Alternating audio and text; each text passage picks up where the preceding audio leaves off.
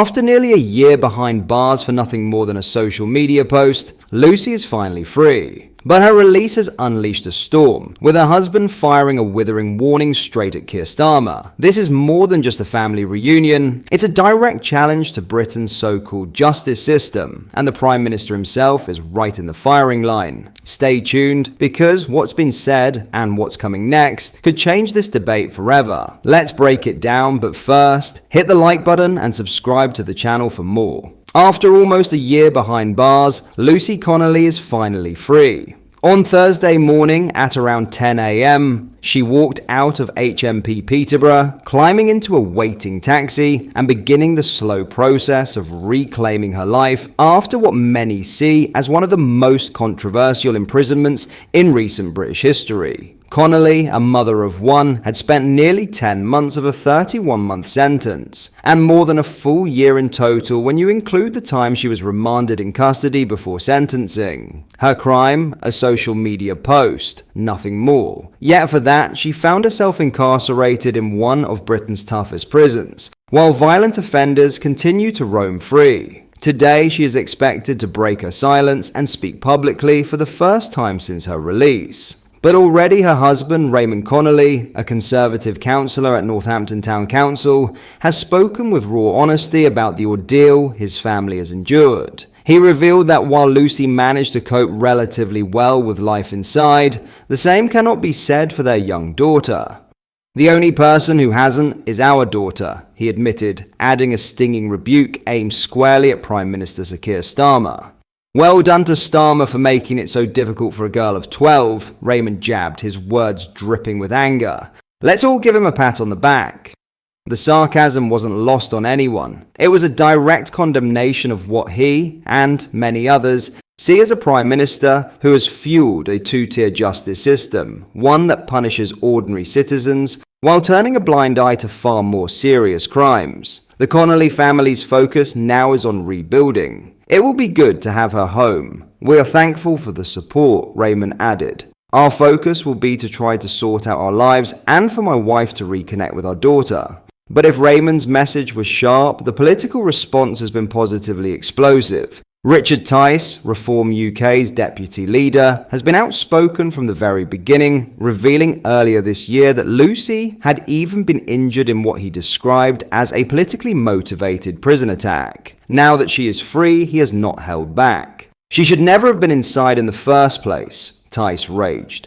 "I understand she is doing okay, and I am sure it was a very emotional reunion for her. The family will now need some time and space to readjust and welcome Lucy home. But we all need to keep the pressure on the government and Keir Starmer as to why she was prosecuted in the first place."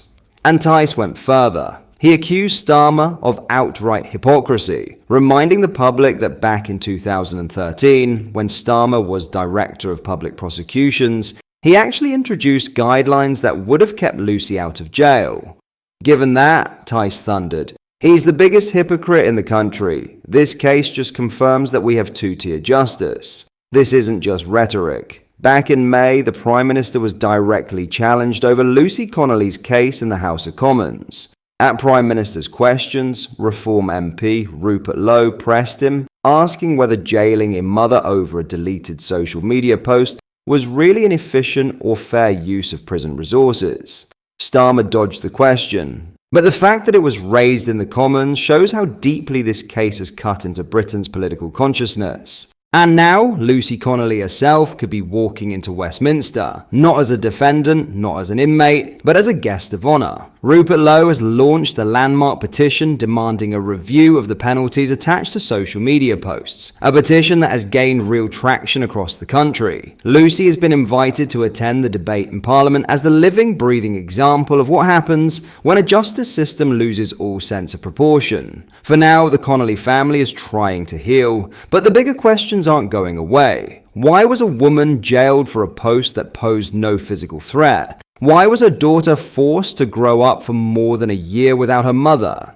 And how can the Prime Minister defend guidelines he once authored but now ignores? Lucy Connolly's release may bring relief to her family, but it has also lit a fire under the debate about justice, free speech, and fairness in Britain. And that debate is only just beginning. In other news, an elderly man who was forced to sell his home for the HS2 rail project has been left feeling awful after learning the property became a site for illegal drug production. Alan Wilkinson, aged 85, discovered the 4-bedroom house he once owned in Whitmore Heath had been converted into a cannabis farm after it was let out following the railway purchase. The pensioner, who received £1.2 million for the property through a special circumstances arrangement, described feeling awful about the fate of the home. Mr. Wilkinson bought the Whitmore Heath property during the 1970s alongside his wife Gillian, and throughout their time living there, they added a swimming pool and upgraded the kitchen. Their ownership spanned approximately 30 years before HS2's announcement of plans for the northern section, which would have featured twin tunnels beneath the rural village. The couple agreed to sell under the Special Circumstances program, however, just weeks before the couple planned to move in 2019. Mrs. Wilkinson died from pancreatic cancer. The Birmingham to Manchester segment of HS2 was subsequently abandoned, leaving numerous purchased properties vacant, including the Wilkinson residence, which was placed on the rental market. The property's illegal use was then discovered when 2 Jehovah's Witnesses tried to knock on the door. My old neighbour saw them walking out of my old drive and he told them, "You won't find anyone in there," Mr. Wilkinson told the Express. They replied, "No, but there's cannabis." Turns out there were 184 cannabis plants growing inside. They could smell it. Police in Staffordshire subsequently conducted a raid on the premises, uncovering cannabis being grown in 5 rooms within the house. The operation led to criminal proceedings, with a Merseyside resident pleading guilty to producing the controlled substance in July. The Wilkinson property is just one of the numerous homes acquired for HS2's cancelled northern section, with security expenditure reaching £1.9 million during 2023 to 2024 alone. Mr. Wilkinson said, "HS2 destroyed our village. It was a fine community where people who had made it had gone to live, but the plans for the line tore it apart. More than a dozen people died while waiting to sell their homes. I can't bear to go back. So many memories with my wife, all gone." The abandoned Birmingham-Manchester route resulted in £633 million spent on property acquisitions, whilst total HS2 property purchases reached £3.79 billion. While the line between London and Staffordshire, with a branch to Birmingham, is still planned to go ahead, no opening date has been confirmed. A spokesman for HS2 said the tunnel would have been put in up to 30 metres below the village, and no residents had been forced to sell their properties for the development. They added, "We recognise Mr. Wilkinson's difficult situation, and he accepted our offer in 2019 to buy his home through HS2's Special Circumstances scheme, under which we covered moving costs, paid stamp duty and legal fees. We utterly condemn the illegal use of property acquired by the project being used as a cannabis farm. It was let on the open rental market and managed by property agents to help recoup costs to the taxpayer.